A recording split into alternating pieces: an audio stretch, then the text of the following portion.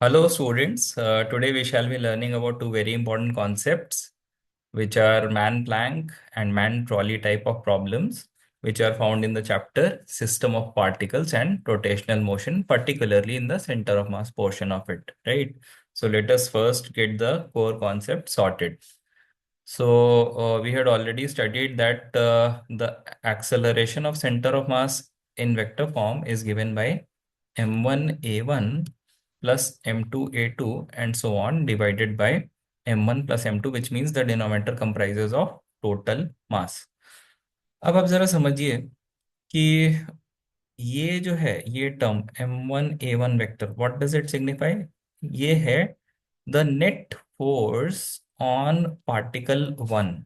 Similarly, this is the net force on particle 2, right?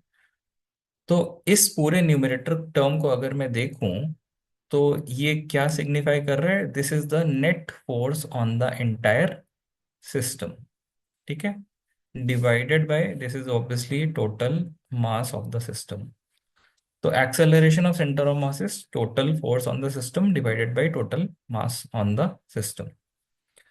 अब यहीं पर एक बड़ा इंटरेस्टिंग सा केस बनता है कि अगर net force on the system zero हो गया, if this situation happens, right, तो क्या होगा? Acceleration of centre of mass will become zero. So net force on system, if it is zero, then I can say that acceleration of center of mass is zero. And if acceleration of center of mass is zero, I can in turn say that the velocity of center of mass is constant. Why?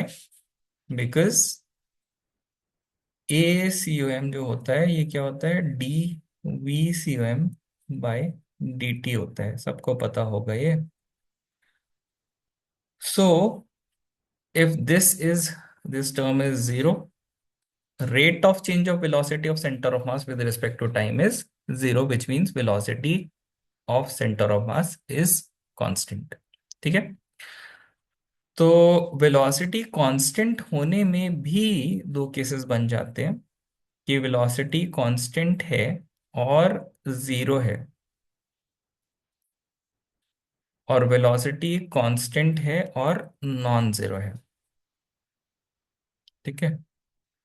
तो velocity constant है और zero है का simple सा मतलब है कि centre of मास की वेलोसिटी पहले भी जीरो थी, बाद में भी जीरो है, कांस्टेंट रहेगी जीरो पे। इसका मतलब centre of mass won't move.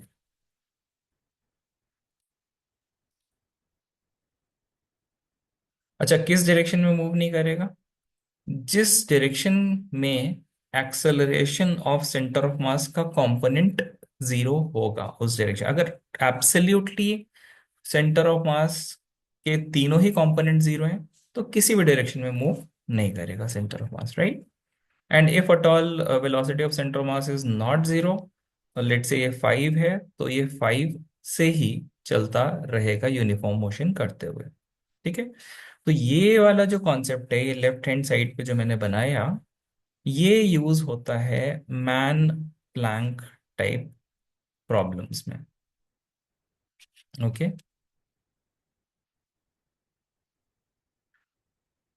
Okay, let us see another aspect of the same concept कि अगर net force on system is zero,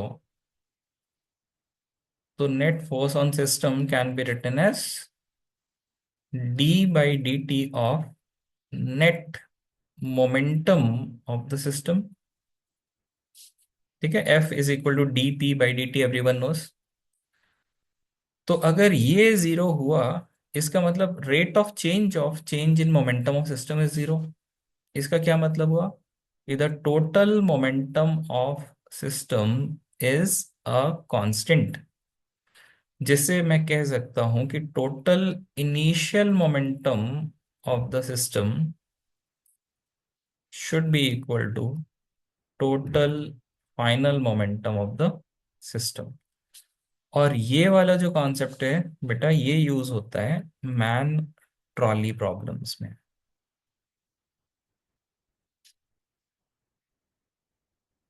right. इसका ये मतलब नहीं है कि जब मोमेंटम कंजर्व्ड रहता है तब सेंटर ऑफ मास की वेलोसिटी कांस्टेंट नहीं रहती। These are not independent of each other, ये दोनों ही ट्रू होते हैं एट द सेम टाइम।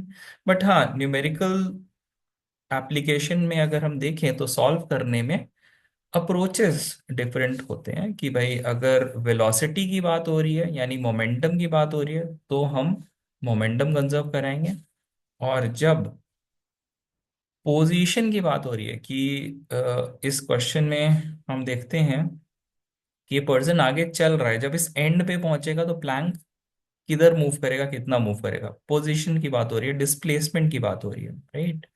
उस समय हम ये वाला कॉन्सेप्ट अप्लाई करेंगे। So after having a quick look into the concept, let us jump into the problems. Very commonly asked question. एक पर्सन है और वो एक प्लैंक पे खड़ा हुआ है। प्लैंक का मास कैपिटल एम और लेंथ एल है। अच्छा, प्लैंक और फ्लोर के बीच में कोई भी फ्रिक्शन नहीं है, और मैन और प्लैंक के बीच में तो फ्रिक्शन होना होगा। क्यों होना होगा? Otherwise man will not be able to walk on this surface. ठीक है। तो पूछ रहा है कि जब ये इस एंड पे आ जाएगा तो कितना प्लैंक मूव करेगा। तो late me just modify this diagram a bit.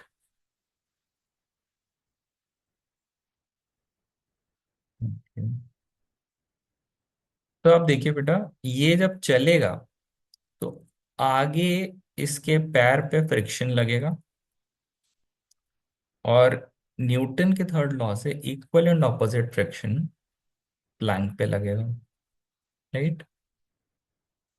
पैर पे फ्रिक्शन आगे क्यों लगेगा? क्योंकि ये जब हम वॉक करते हैं तो हम अपने पैर को पीछे की ओर पुश करते हैं, और फ्रिक्शन जो है वो रिलेटिव मोशन को अपोज करता है, इसलिए हमने पीछे की ओर प्रेस किया तो फोर्स ऑफ फ्रिक्शन आगे की ओर लगेगा, राइट।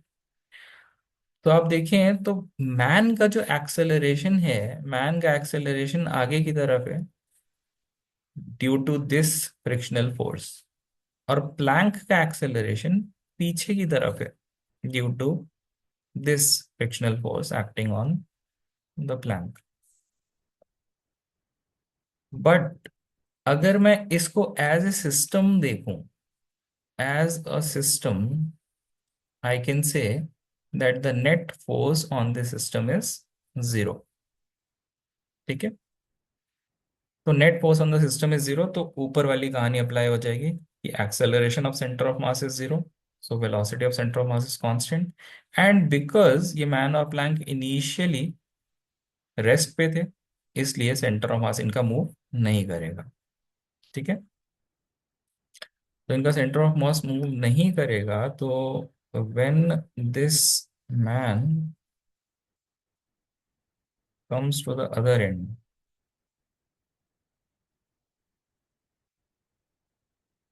तो ये प्लैंक थोड़ा सा पीछे जाएगा। क्यों? क्योंकि इसका प्लैंक का एक्सेलरेशन पीछे की ओर था। ओके,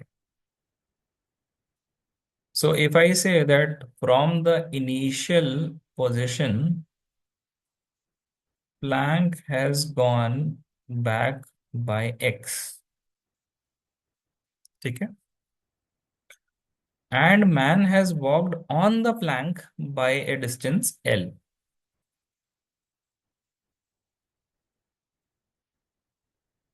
मैन आगे चला है L,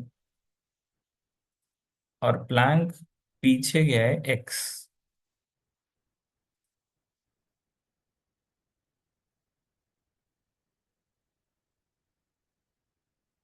राइट। तो मैन ने एक्चुअल में यहां से कितना आगे चला? Only L minus x, so this distance is L minus x, right. Okay. तो सेंटर ऑफ मास मूव नहीं करेगा, तो मैं यूज कर सकता हूँ, we know that x u m is equal to m1 x1 plus m2 x2 divided by m1 plus m2। इसको अगर मैं डेल्टा कर दूं तो delta x u m is equal to m1 delta x1 plus m2 delta x2 divided by m1 plus m2। तो आप जरा देखिए इधर delta x c m is zero because centre of mass move कर ही नहीं रहा है मेरा। So L H S is zero. R H S में देखो m1 एम मैन का मास है और इसका change in position is L minus x आगे की ओर, right. Plus m2 is mass of this plank और ये पीछे गया है x यानी कि minus x upon m plus M करोगे तो ये जीरो में ही मर्ज हो जाएगा। So we can see from over here that ml minus mx is equal to capital M x। तो यहाँ से आ जाएगा x is equal to ml divided by m plus capital M। अब ये पॉजिटिव आया है तो ये मत समझना कि ये आगे जाएगा, हमने ऑलरेडी डायरेक्शन को फैक्टर इन कर लिया है यहाँ पे। पीछे की ओर हमने लॉजिकली समझ लिया था कि फ्रिक्शनल फोर्स पीछे लग रहा है जिसकी वजह से ये पीछे ही जाएगा। तो this x is only the magnitude which has been solved over here. ठीक है, I hope this is crystal clear. Now coming to this man trolley problem, जिसमें बोला जा रहा है कि इनिशियली मैन और ट्रॉली मासेस गिवन है, इनिशियल 20 मीटर पर सेकेंड से जा रहे थे। अब मैन अचानक से पीछे की ओर जंप करता है with speed 10 metre per second with respect to trolley. This is very important, with respect to trolley. तो पहले मैंने बताया कि जब भी वेलोसिटी की बात होगी यानी कि मोमेंटम की बात होगी तो हम नेट फोर्स जीरो से जो कॉन्सेप्ट यूज करेंगे वो मोमेंटम कंजर्वेशन का करेंगे कि total momentum of system is constant. क्योंकि सेंटर ऑफ मास नहीं चलने से अभी आपने देखा कि सिर्फ डिस्प्लेसमेंट या पोजीशन में चेंज ही पता चलता है, वेलोसिटी का पता नहीं चलता, राइट। तो लेट अस सी।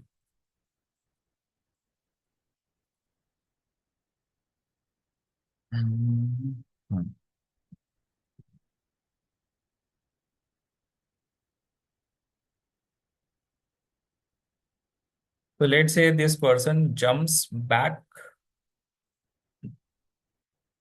backward jump करता है with velocity of man with respect to trolley as 10 metre per second. अच्छा, अब होगा क्या जब ये जंप करेगा तो ऑब्वियसली ऐसे पैरों को पीछे की ओर धक्का मारा होगा तो इस पे फ्रिक्शन आगे लगा होगा और न्यूटन के थर्ड लॉ से जितना इसके शूज पे फ्रिक्शन ट्रॉली ने पीछे लगाया उतना ही इसके शूज ने ट्रॉली पे आगे लगाया होगा। तो as a whole for this system net force is zero. ठीक है, ओके। तो अब मैं मोमेंटम कंजर्व कर सकता हूँ इन एक्स डायरेक्शन क्योंकि एक्स डायरेक्शन का फोर्स जीरो है। तो total momentum initial in x direction should be equal to total momentum in x direction finally. तो इनिशियल मोमेंटम अगर मैं लिखूं इधर से, so I can write that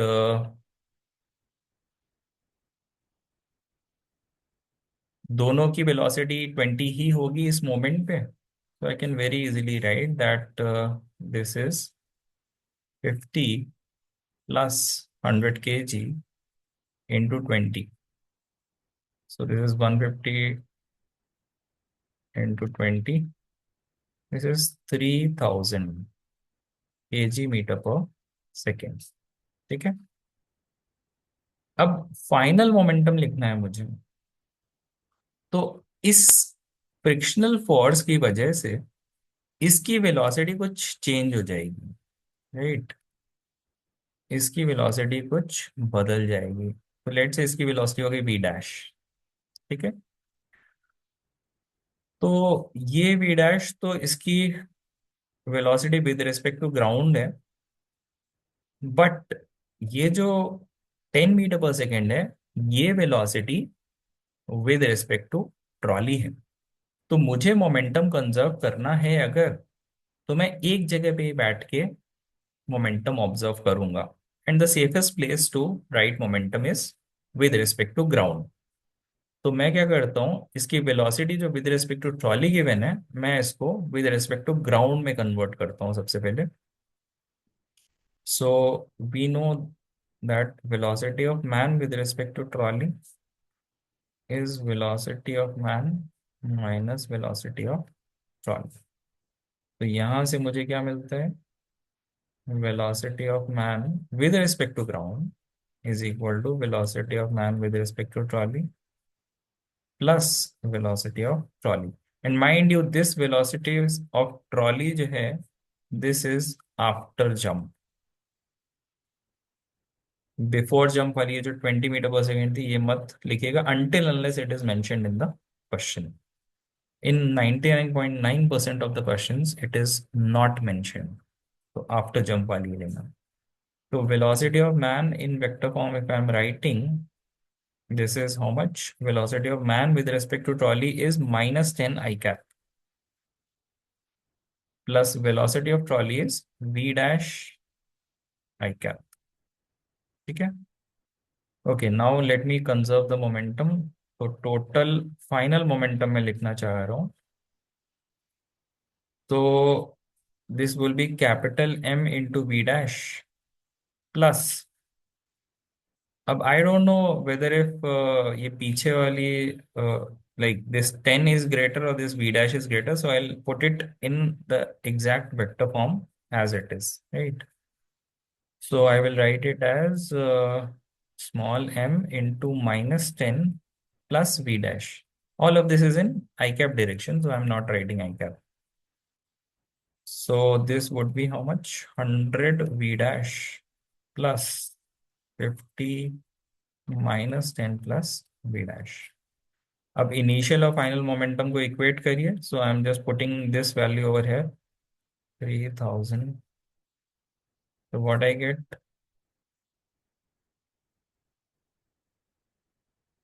So this gives us 350 is equal to 15 v dash। तो v dash आ गया कितना, 350 divided by 15 which is 70 divided by 3 which would be 23.33।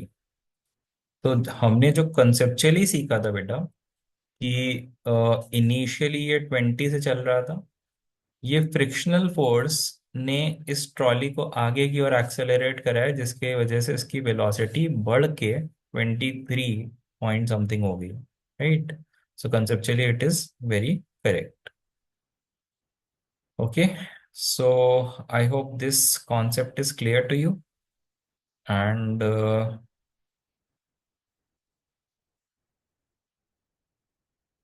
The interconnection is also very clear. So इसमें मैं एक short trick बता देता हूँ आप लोगों को कि इसमें आप कर क्या सकते हैं कि late me just copy it.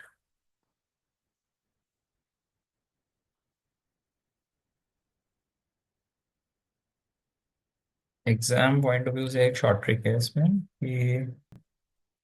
कि आप क्या करिए,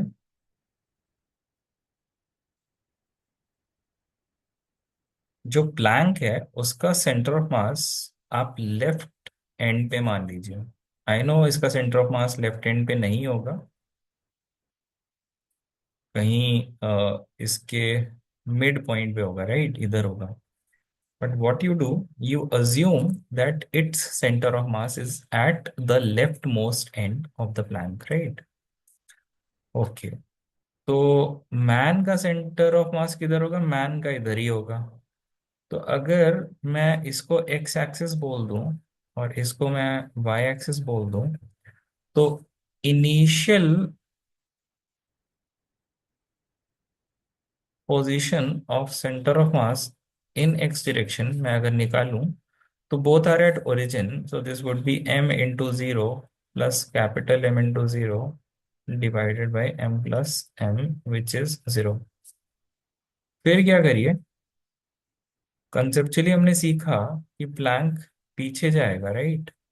बट आप इसको जबरदस्ती आगे चला दीजिए, राइट? प्लैंक का मूवमेंट आगे करा दिया। ऑब्वियसली अगर हमारा कॉन्सेप्ट सही है, जो कि सही है, तो ये एक्स प्लैंक नेगेटिव आना चाहिए, राइट? तो अब एक्सिस को साथ में ही चलाना, एक्स एक्सिस इधर, वाई एक्सिस इधर, the coordinate system will move along with the plank, right? तो अब आप जरा देखिए, इस समय ये इनिशियल सिचुएशन थी, ये आपकी फाइनल सिचुएशन है। इस समय एक्स सी एम फाइनल में लिखने की कोशिश कर रहा हूँ, ओरिजिन इधर ही है। तो इस कैपिटल एम का centre of mass is at zero only, but this small m has moved a distance L. ठीक है, तो small m L divided by m plus m. And now comes the final portion of the trick.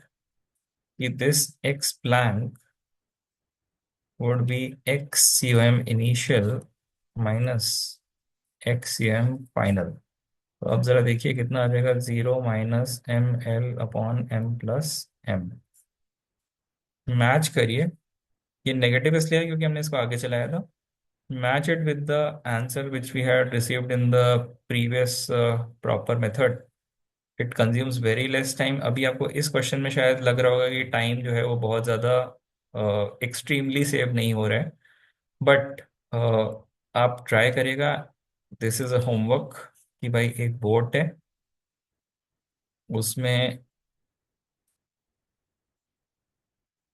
3 person बैठे हुए हैं, ये 50 kg, B is 100 kg, and C is, let's say, 75 kg। Boat का mass जो है this is 100 kg, length is 10 metres, और ये B जो है ये मिड पॉइंट पे है, सो दिस इज 5 मीटर्स। अब क्वेश्चन कुछ इस तरह का बन सकता है कि find displacement of boat if A and B interchange places. ठीक है, and C moves to the middle. ठीक है, तो इस क्वेश्चन में अगर आप प्रॉपर मेथड से करेंगे तो बहुत ज्यादा लेंदी होगा, या हो सकता है आप कंफ्यूजन में गलत भी कर दें, but doing it with this shortcut method makes a lot of sense. आप एक्सियम इनिशियल निकालिए कैसे, बोट का एकदम लेफ्ट हैंड पे रखिएगा, इसका जीरो पे है, इसका 5 पे है, तो x cm initial if I have to write, let me just show you.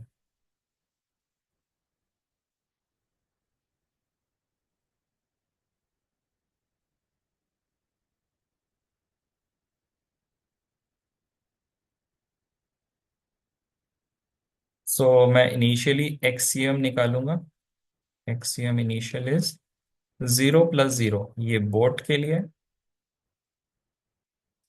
और ये ए के लिए। Then it would be 100 into 5 plus ये है 75 इंटू 10। ठीक है, divided by total mass is 100 100 200 250। So this is 250 plus So thanks. Enjoy. 75. So this is how much? 500 plus 750 divided by 325, right? अब मैं फाइनल पोजीशन निकालूंगा, final position में क्या हुआ है, नाव आपकी आगे बढ़ गई है एक्स प्लैंक से, और ए और बी ने पोजीशन इंटरचेंज कर ली है। तो बी इधर आ गया है, ए जो है ये बीचों बीच में आ गया है, और सी भी बीचों बीच में आ गया है।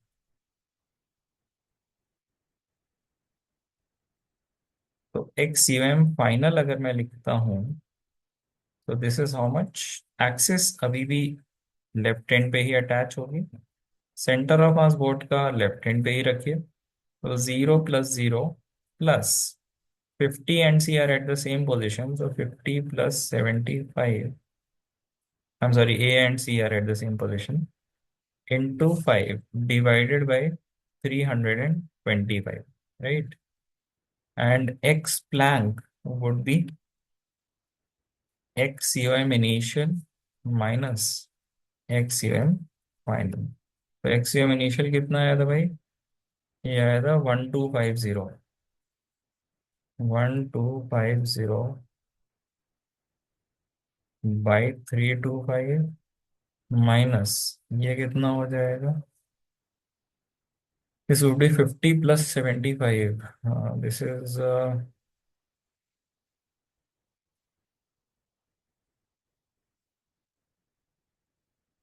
125 into 5 divided by 325.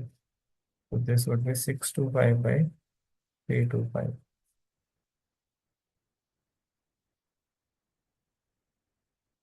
तो आप एक लाइन में फाइंड आउट कर सकते हैं कि this would B 625 divide by 325।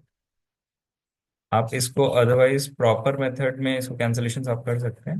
अगर प्रॉपर मेथड से आप इसको करने चले, delta x u m is equal to M1 delta x1 plus M2 delta x2 plus M3 delta x3 plus M4 delta x4।